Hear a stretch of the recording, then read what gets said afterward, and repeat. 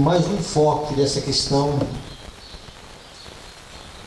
do santuário, numa visão de João capítulo 17. Então abra aí, Evangelho de João capítulo 17. O contexto de João 17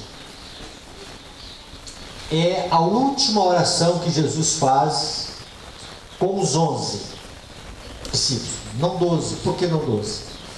Judas já havia saído e Judas já estava vindo com um grupo de homens armados, escolta, para que pudessem levar Jesus preso. Depois que Jesus dá as últimas instruções para os 11, ele faz uma oração, e esta oração é uma oração que está registrada em João capítulo 17. Roberto, por gentileza, marque para mim 45 minutos, quando der o tempo, você me avisa, tá?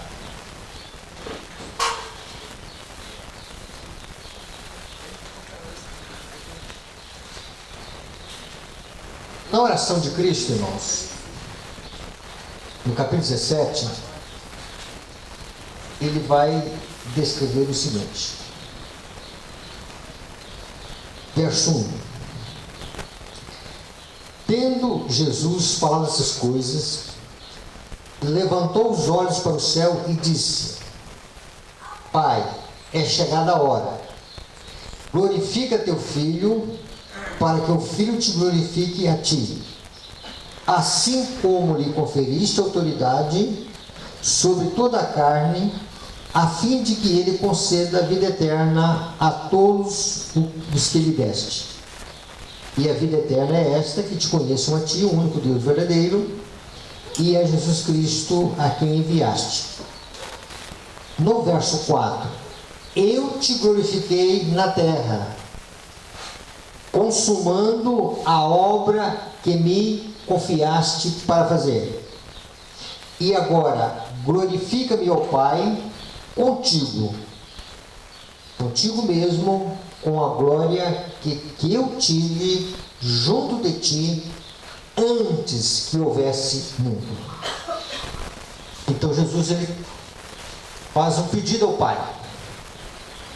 E esse pedido que Jesus faz ao Pai é para que o Pai pudesse glorificá-lo. Uma vez o Pai glorificando o Filho, estaria cumprindo o propósito da oração. Vamos entender aqui esta oração de Cristo que faz aqui no capítulo 17 e o seu pedido em relação ao Pai. Esta oração é uma lição com respeito à intercessão que o Salvador realizaria dentro do véu, quando fosse completado o seu grande sacrifício em favor dos seres humanos, a oferta de si mesmo. Nosso mediador deu aos discípulos esta ilustração de sua ministração no santuário celestial. Tão logo que Jesus ali, ele ascende ao céu e ele começa o ministério sacerdotal, ele então vai ter um ministério de intercessão. Então, quando você lê João 17, leia na seguinte visão: já é um tipo, já é uma ilustração daquilo que Jesus estaria realizando dentro do santuário celestial. Então, tem essa visão de que é uma oração sacerdotal de Cristo no santuário celestial. Esta oração, veja bem, é de um mediador. O favor que ele suplica é a manifestação daquela glória divina que ele possuía quando era um com Deus. Então Cristo era um com Deus, agora ele vai descer até a terra, vai se encarnar, e na sua encarnação ele morre, volta para o Pai, e ele está pedindo ao Pai que aquela glória que ele possuía quando era um com Deus, ela volte a ser o que era. Veja bem, seja o véu removido de ele, e brilhe a minha glória, a glória que eu tive junto de ti, antes que houvesse mundo. Então é isso que Jesus está pedindo. Pai, quero que aquela mesma glória que eu possuía antes que o mundo fosse criado, que o Senhor, o Pai, possa me conceder tal pedido. Vamos entender aqui como esta glorificação. Como foi a glorificação do Pai na terra. Em João, no capítulo 12, no verso 12 e 24, Evangelho de João, capítulo 12, o verso 12 a 14, né? 12 a 14.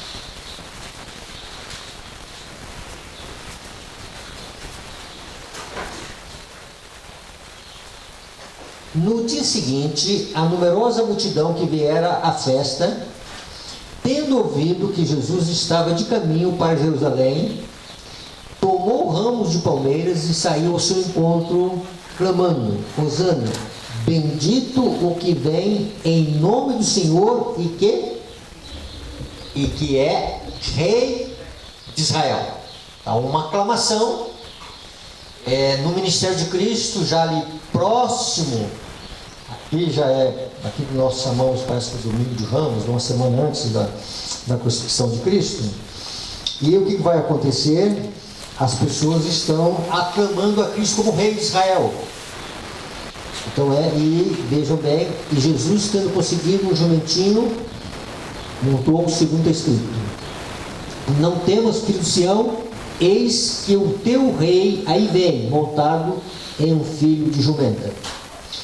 Então aqui nós percebemos aqui a glorificação aqui de Cristo, ela vai passar pela cruz. Então veja bem, quando nós olhamos no capítulo 12, dos versos 16, 23 e 24, isso vai ficar mais claro para nós, tá? Capítulo 12, o verso 16, 23 e 24. E aí nós lemos o seguinte: seus discípulos a princípio não compreendiam isto.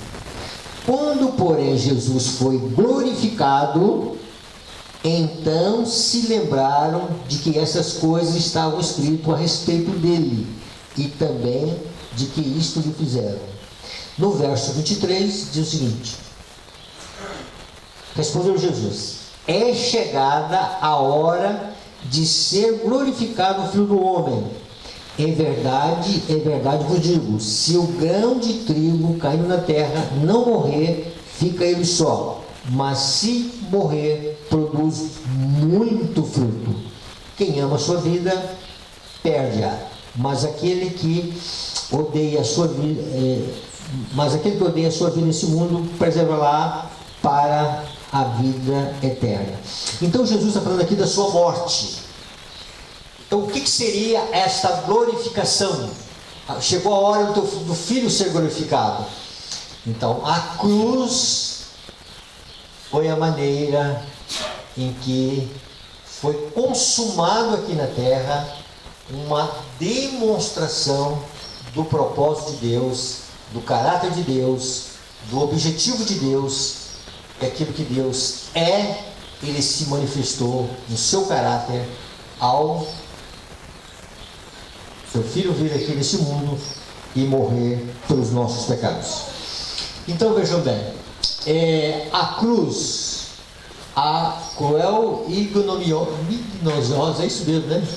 Cruz, a vergonha, né, da cruz, com todos os horrores que ela cercam ele, Cristo, ave resplendente de glória. Então nós temos que associar a glorificação aqui no Evangelho de João com a cruz. Então, quando Cristo está dizendo que ele glorificou o Pai aqui na terra, ele revelou para o mundo o caráter do Pai. E a consumação dessa revelação foi a cruz. Quando Simeão, ele estava no templo e ele pegou aquela criança de apenas 8 dias, Jesus com apenas 8 dias, e o Espírito Santo se apossou de Simeão, e ele diz que uma espada transpassará sua alma, para que manifeste os pensamentos de muitos. A cruz, ela tornou, vamos dizer assim, manifesto como Deus pensa, como é que é o caráter de Deus, como Deus age. Então a cruz, ela é uma revelação do caráter de Deus. Como também a cruz, ela revelou o homicida que desde o princípio já estava em seu ser, tendo em mente matar o Filho de Deus. Então, tendo essa visão da cruz, agora vamos para o santuário celestial.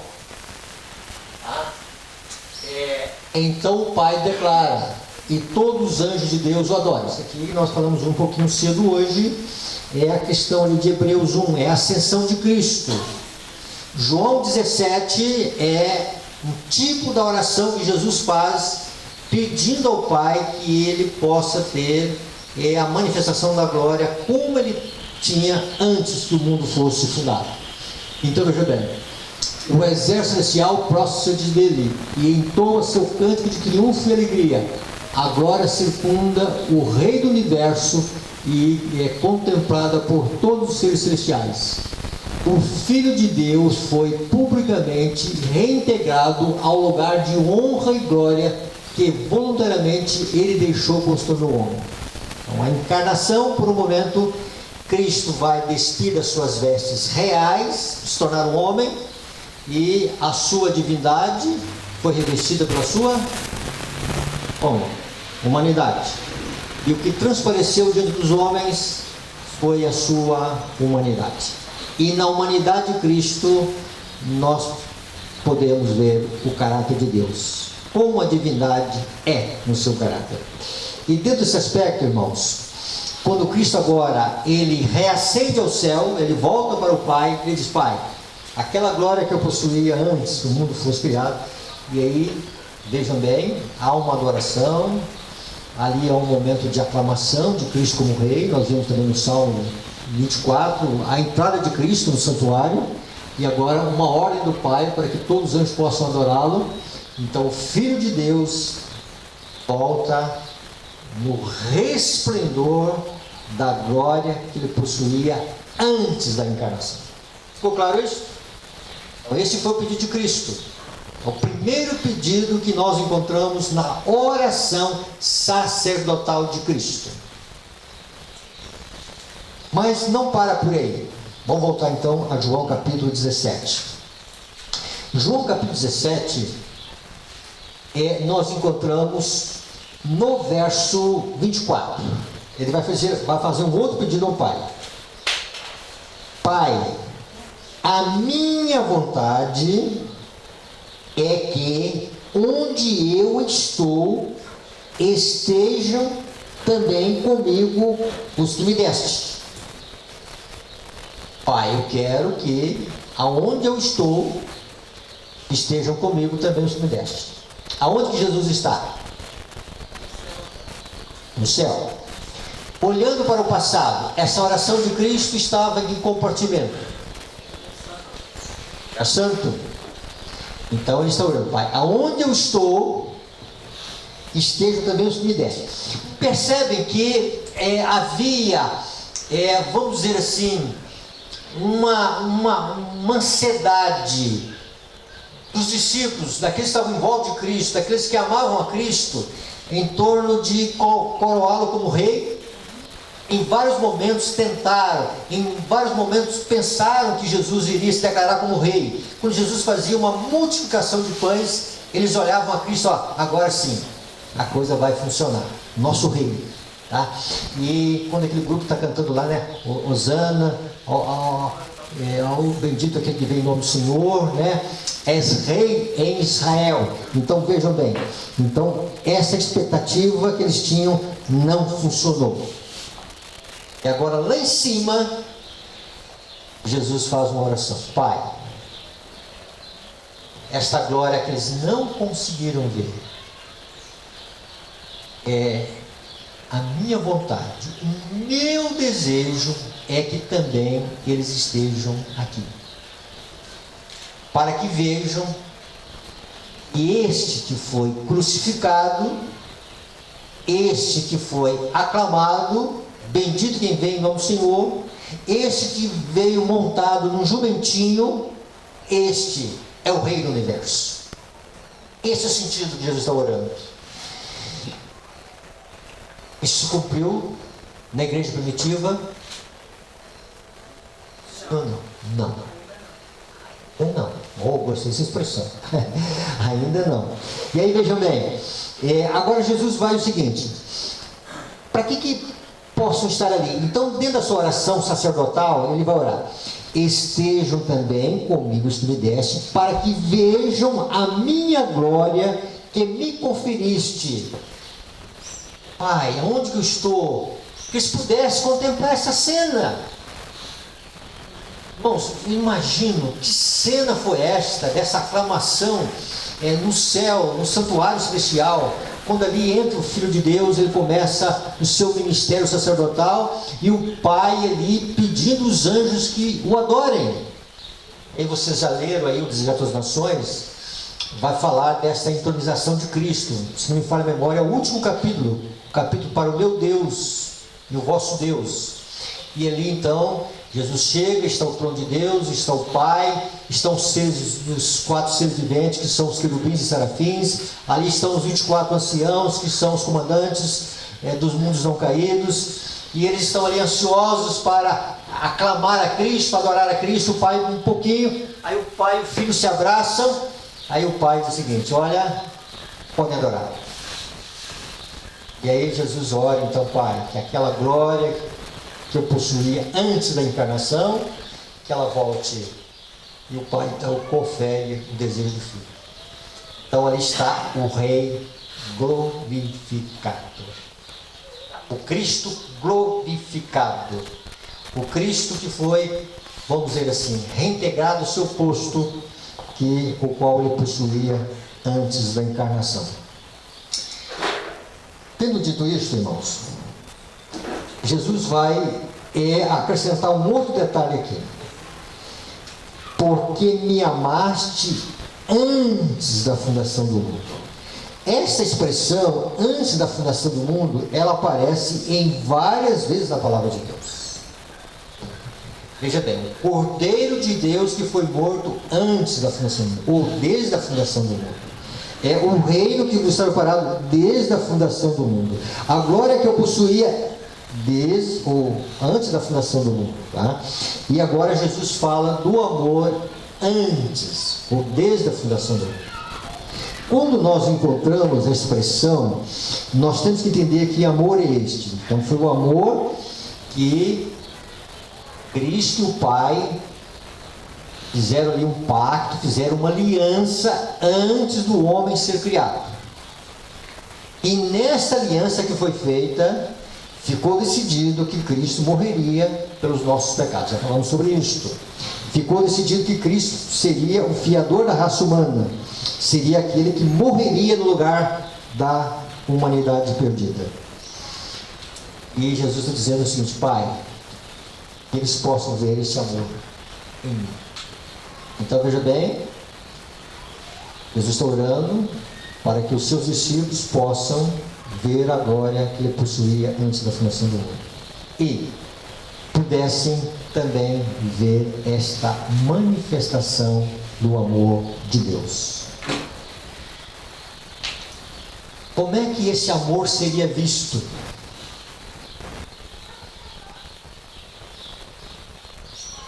Como é que, se os discípulos de Cristo estivessem lá no santuário, eles veriam esse amor?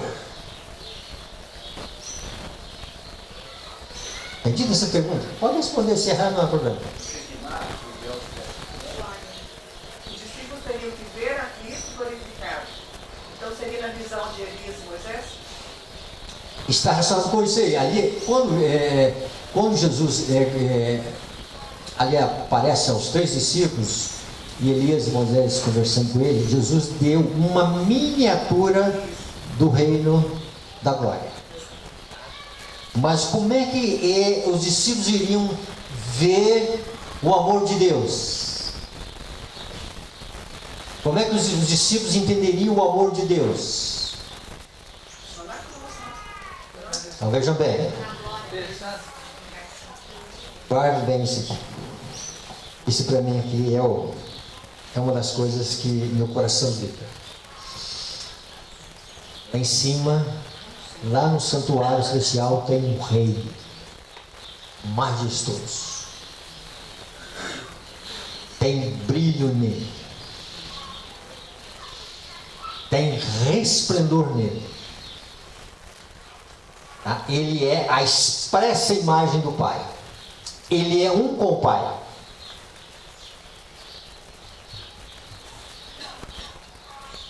Mire, mentalize a testa de Jesus. Mentalize as suas mãos. Mentalize os seus pés. Mentalize o seu peito. Como é que seria visto As marcas. as marcas da cruz? Essas marcas nunca serão apagadas. Cristo glorificado, veremos o Cristo crucificado. É a beleza do Rei. É o que tem mais esplêndido no seu caráter.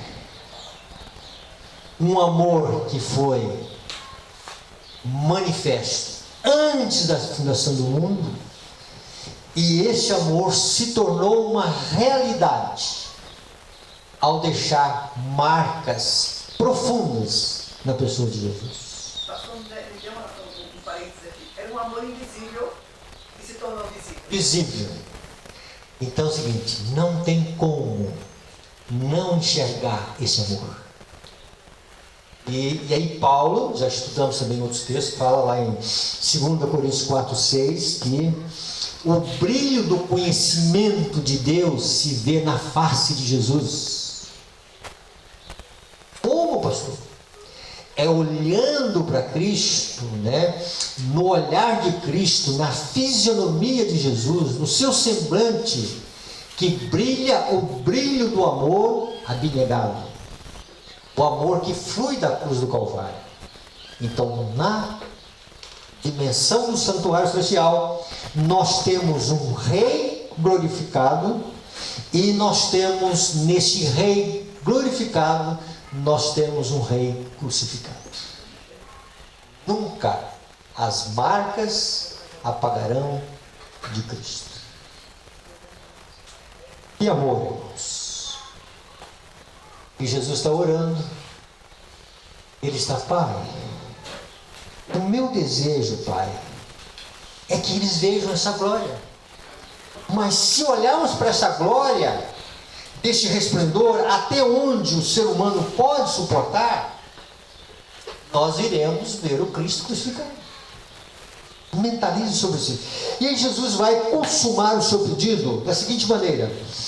E aí veja bem, o verso 25 diz: Pai justo, o mundo não te conheceu, eu porém te conheci, e também esses compreenderam que tu me enviaste. Pai, eu estou orando por esses 11, e também por aqueles, onde Jesus ora por aqueles que vão crer no Evangelho de Deus. E Jesus está dizendo: olha, esses compreenderam que a minha missão veio de cima, veio do Pai. E aí vejam bem, eu lhe fiz conhecer o teu nome. Em outras palavras, Pai, eu revelei quem o Senhor é perante o mundo. Eu manifestei o teu caráter, eu manifestei a tua vontade perante o mundo. E veja bem, e ainda o farei conhecer. Olha o sentido de conhecer aqui, tá? Então veja bem, Jesus dizendo que uma das coisas que ainda ele faria acontecer aqui na terra é o seu nome ser conhecido. Quando você vai para Abacuque, capítulo 2, verso 14, diz que a terra se encherá do conhecimento da glória de Deus. Quando você vai para Isaías 40, diz lá que a glória do Senhor manifestar-se-á. Quando você vai para o mesmo texto de Isaías em Lucas 3, diz lá que quando esta glória se manifestar, toda a carne verá a salvação, todos verão a salvação de Deus. Quando você vai para Apocalipse 18, diz que a terra se encheu da glória de Deus. Então veja bem, irmãos, então está reservado para nós, no momento final, fazer o nome de Deus conhecido na terra. Mas para fazer o nome de Deus conhecido na terra, antes nós precisamos o quê? Conhecer. Como é que nós vamos revelar alguma coisa que nós não conhecemos? E aí Jesus, ele termina, ele diz, olha, ainda o farei conhecer, a fim de que o amor com que me amaste, a esse amor entre o pai e o filho, esse amor que o filho é submisso ao pai, esse amor em que o filho aceita de uma forma voluntariosa e cedendo a sua vida, despindo da sua divindade, no sentido de que da sua glória, no sentido da sua glória, ele então aceita o corpo humano. E aqui, o homem, ele vive entre nós. Pai, que este amor que me amaste esteja onde? Neles. E eu neles esteja. Então Jesus fala de fazer conhecer o nome de Deus. Jesus fala que este amor com que me amaste, este amor abnegado, este amor ágape, ele esteja na vida dos seus filhos, mas que também ele esteja. Então, quando Jesus se manifestar, este amor vai se manifestar. Quando esse amor se manifestar, é porque Jesus se manifestou. Sabe aquela frase que nós mencionamos cedo? Contemplaremos o Rei, o quê? Em sua majestade, o Rei em sua beleza, e a igreja será. Irmãos, isso aqui aponta para a chuva cirúrgica. Em outras palavras, nós temos duas dimensões do santuário celestial. No sentido de que expiação, nós vimos pela parte da manhã que a expiação só acontece no interior do santuário. A fonte deste amor que há no coração de Deus, que foi manifesto na vida de Cristo, o único lugar que tem este amor é no Santíssimo. A fonte dele é Deus. O amor de Deus que está em Cristo Jesus. Ele está orando, Pai, que este amor que está em mim, o amor com que me amaste, estejam também nos meus filhos, e eu neles esteja. Que profundo é isso? Como igreja, nós temos que parar nessas coisas, demorar o pensamento nessas coisas, né? Então, a chuva serôdia, entre muitas coisas, é também a manifestação do amor de Deus na vida dos filhos de Deus. Mas a chuva serôdia também, ela não pode ser a parte de Cristo.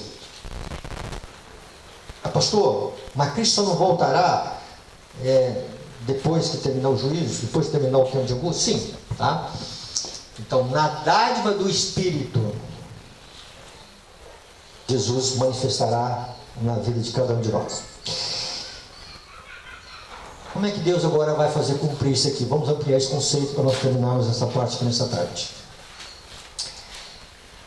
A parábola das 10 virgens, irmãos, ela ensina muita coisa para nós. Um detalhe só da parábola das virgens. Vocês já estudaram muito, alguns devem ter até cansado da parábola das 10 virgens, né? Só tenho o quê? Eu só tenho uns 15 anos estudando a parábola das 10 virgens. Aí de vez em quando eu disse, eu acho que eu sabia de tudo, aí me deu um detalhezinho na parábola. Então nesta tarde nós vamos ver um detalhezinho na parábola das 10 virgens. É Mateus capítulo 25. Mateus capítulo 25. E ali as 10 virgens estão esperando o noivo atrás, elas cochilam. À meia-noite elas acordam com um grito. E no verso 6, mas à meia-noite ouviu-se um grito, eis o noivo, saiu-se ao encontro. Então se levantaram todas aquelas virgens e prepararam suas lâmpadas. E as nécias disseram às prudentes, dai no vosso azeite, porque as nossas lâmpadas estão se apagando. Então aqui é o momento da meia-noite, é o momento das virgens acordarem, e é o momento em que um grupo sente a falta do azeite. Pela primeira vez, esse grupo vai ter a noção de como é essencial o azeite. Interessante que na parábola, a parábola apresenta dois diálogos. Um diálogo entre as virgens nécias e as virgens prudentes, e um diálogo entre as virgens nécias e o noivo. São os dois diálogos da parábola. Nós vamos ficar aqui só no diálogo entre as nécias e as prudentes. E as nécias, as imprudentes no caso, elas estão pedindo às prudentes que elas possam conceder do azeite que elas têm. Olha a resposta das virgens prudentes, das virgens que possuem ali o óleo. Verso 9, mas as prudentes responderam, não, para que não nos falte a nós e a vós outros, ide antes aos que o vendem e comprai. A questão é, será que essas virgens prudentes responderam para as nécias ou imprudentes? Vai lá comprar azeite, né? Vai lá onde que tem. Ou será que elas estão falando ali de uma coisa que elas possuem um conhecimento? Será que é só uma resposta assim? Elas estão clamando, as nécias estão clamando azeite, e aí as prudentes não. Nós não vamos dar para vocês, porque se nós dermos azeite para vocês, vai faltar para nós. E vocês devem ir para onde vende o azeite, compra o azeite e volta. Será que é uma coisa que elas estão falando assim com fundamento? Sim. Então, algumas coisas sobre o azeite aqui. Primeira coisa, o azeite aqui, ele é comprado. Se ele é comprado, vem uma relação de compra e venda, certo? Segundo lugar, tem que ter o local que vende o azeite. Tem que ter o local que vende o azeite. O local e as pessoas certas. E tem que ter, veja bem, olha o que o texto está dizendo, ide antes aos que o vendem. Então está no plural. Então tem mais de um vendedor. Tem o azeite, tem o local e as pessoas que vendem. Os vendedores, comerciantes, que vendem azeite. Outra coisa, as virgens prudentes sabem quem são os vendedores. As virgens prudentes, elas sabem aonde é o empório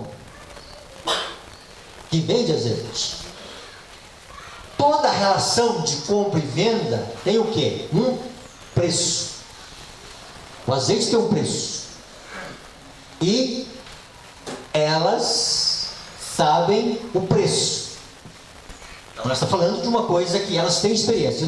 Elas sabem onde vende, quem vende, o preço do azeite, e elas estão dizendo para as nécias, olha, vocês devem ir para onde que é que vende o azeite, mas vão antes. Interessante que essa expressão antes, não tente comprar na hora errada, que não dá certo. Tem a hora de vender, a hora de comprar, e tem a hora que o empório está aberto, e tem a hora que é o momento certo da compra.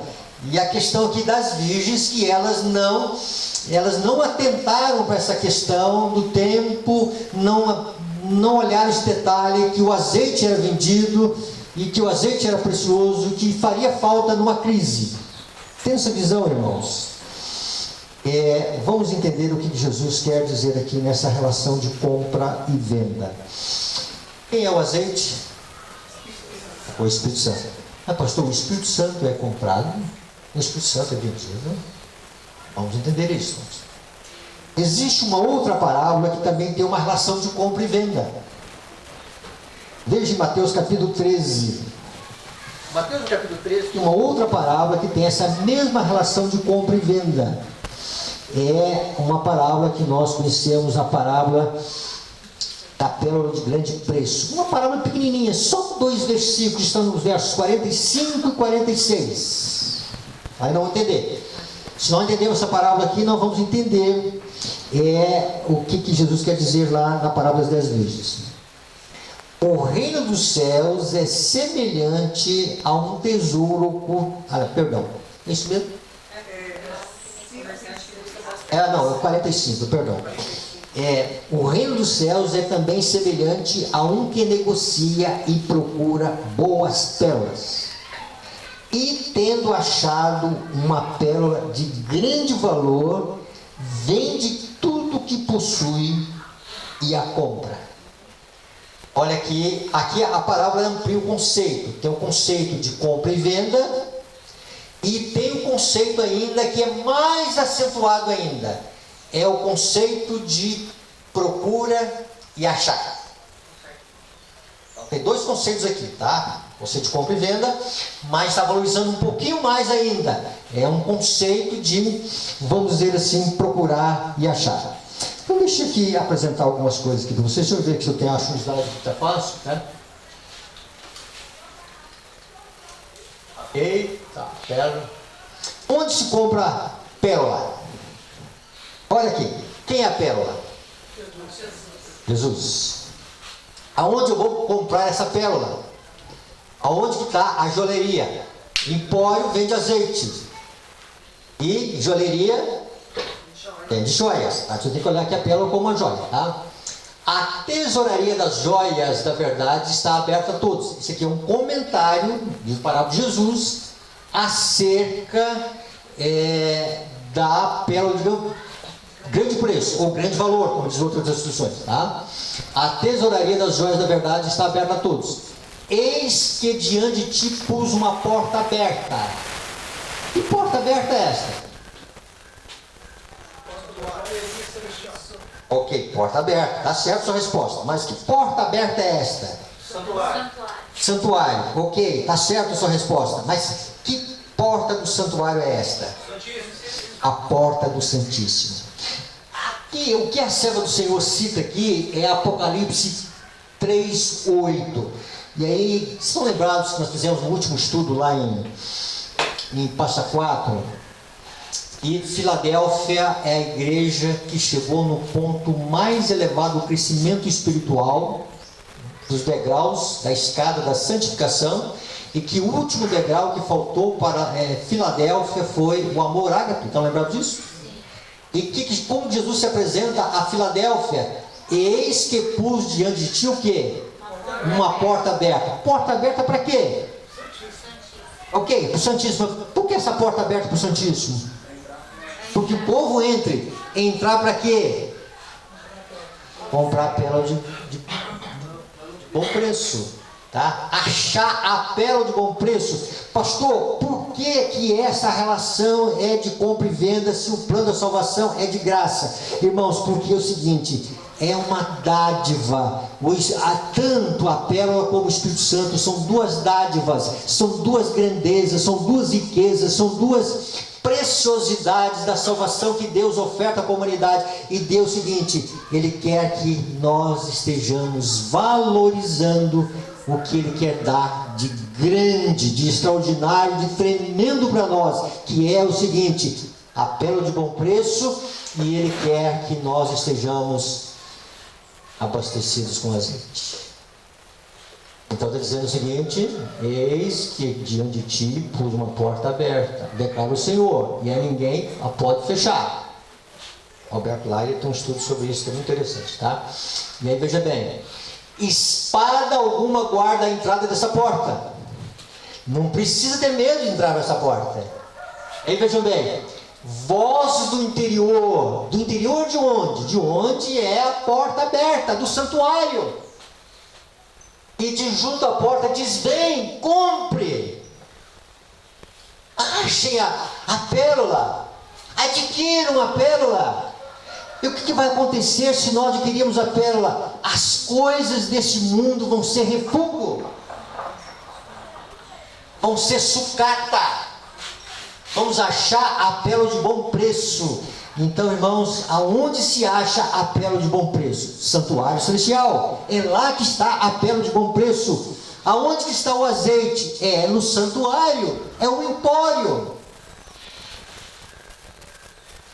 As virgens prudentes, elas acharam a pérola de bom preço.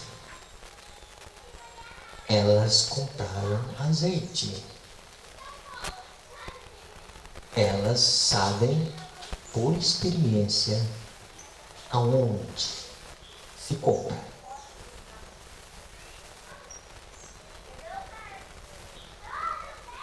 A chuva cerúlea tem um preço. Disposição para sacrificar todos os ídolos. Estão agora claros diante de nós, como aqueles que vão se manifestar na hora da crise. Mas guardem-se aqui: vozes do interior e de junto à porta dizendo: vem. Irmãos, vejam bem, vamos lá, cedo, o apóstolo Paulo diz: tendo, portanto, essa promessa de que Deus, Ele quer que os nossos pecados jamais sejam lembrados, entre para o santuário, entre. De que maneira? Pelo sangue, pelo novo caminho, pelo véu, por aquilo que Jesus fez na cruz do Calvário por nós, pela fé em Cristo. E ali vem a ênfase, aproximemos, com o coração sincero, coração cheio de fé, coração purificado de más obras, o corpo lavado com água pura, porque Deus fez a promessa. Agora, Jesus dizendo também na oração sacerdotal: Pai, aonde eu estou, estejam também aquilo que tu me deste, Senhor. Então, irmãos, aquela oração que Jesus fez ali junto com os apóstolos aqui na terra, que era uma ilustração da sua oração no santuário celestial, ela perdura todo esse tempo, para ele ter um cumprimento final dos nossos dias. Lá de dentro do santuário está ouvindo, tem vozes dizendo: vem, achem a pérola, comprem a pérola. E agora o que acontece? Qual a relação entre a pérola e o azeite? E tem a pérola e tem o azeite. Pérola é uma coisa, azeite é outra completamente. As duas coisas se fundem. Cristo, Ele virá na dádiva do Espírito.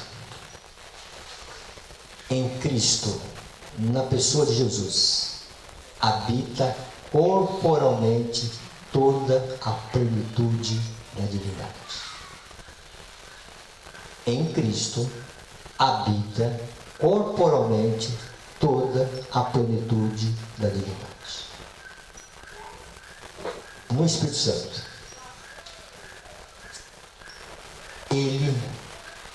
nele está também a plenitude da divindade.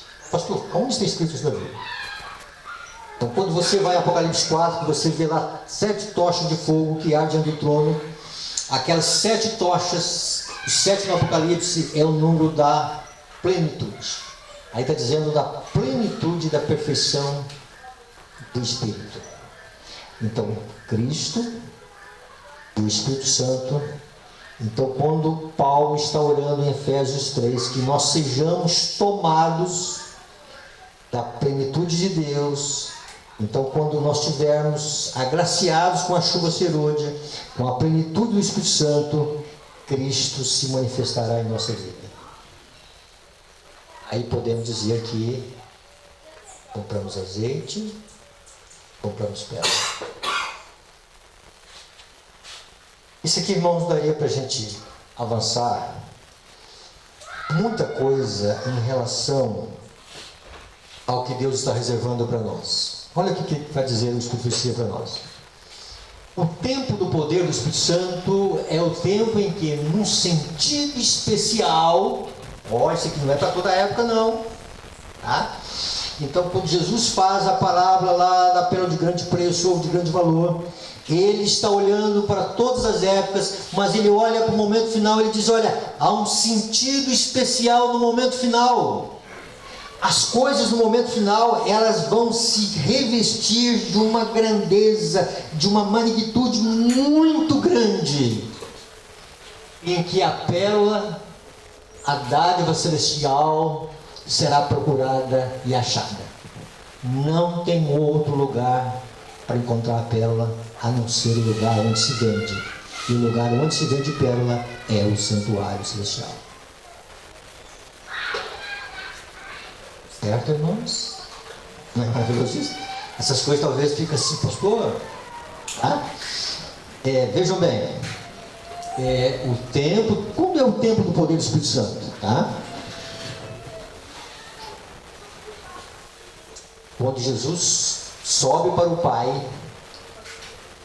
o seu sacrifício foi aceito e houve uma confirmação na terra que o sacrifício foi aceito. Como é que foi isso? No Pentecostes. O tempo que estão vivendo, o tempo da chuva serôdia, o tempo de Deus abrir as janelas do céu. As portas estão abertas, agora faltam as janelas. Deus quer bênçãos para a igreja de Deus, tá? E aí vejam bem, Deus quer escancarar essas bênçãos. E aí vejam bem, e será em certo sentido especial onde nós vamos achar a pérola de bom preço. E aí está dizendo o seguinte, que lá nós vamos encontrar lá dentro, Cristo deve ser revelado novamente em sua plenitude pelo poder do Espírito Santo. Olha aqui, mesma coisa que nós falamos, tá? Homens reconhecerão o valor da pérola preciosa e dirão com o apóstolo São Paulo, o que era para mim era ganho, reputei-o perda para Cristo. Que maravilha, tá? Opa, o tempo acabou, né? Que maravilha, né? E aí, veja bem, como Deus quer que nós estejamos achando a pérola de bom preço. Eu fico aqui para nós a mensagem. Jesus querendo que nós o vejamos, o encontremos, aonde Ele está. E vejamos sua glória. E vejamos o amor. Dentro do conceito de Cristo no santuário celestial, nós temos esse tempo. Quanto mais nós orarmos pelo derramamento do Espírito Santo, quanto mais nós queremos o Espírito Santo, maior vai ser o desejo por Cristo. Quanto mais o Espírito Santo trabalhar em nossa vida, maior o desejo de que a pérola seja procurada e achada. Que Deus nos abençoe nessa tarde. Amém. Bondoso Pai, queremos te agradecer, Senhor, por tudo de bom que o Senhor tem feito e revelado em nossa vida. Pai, o Senhor está colocando para nós dimensões, Senhor, que às vezes é até difícil para a nossa mente digerir agora. De que o lugar do azeite, a chuva serôdia, e que o lugar da pérola seja o santuário celestial, Senhor. Mas que nós possamos entender isto pela fé, Senhor. Que nós sejamos aquele grupo, Senhor. Sabem o que é a pérola, que adquiriu a pérola, adquiriu o azeite. Conhece o empório. Conhece aonde vem, Senhor. Pai, nos dê uma dimensão dos altos céus. Da importância, Senhor, do santuário em nossa vida. Do que Cristo é lá, Senhor.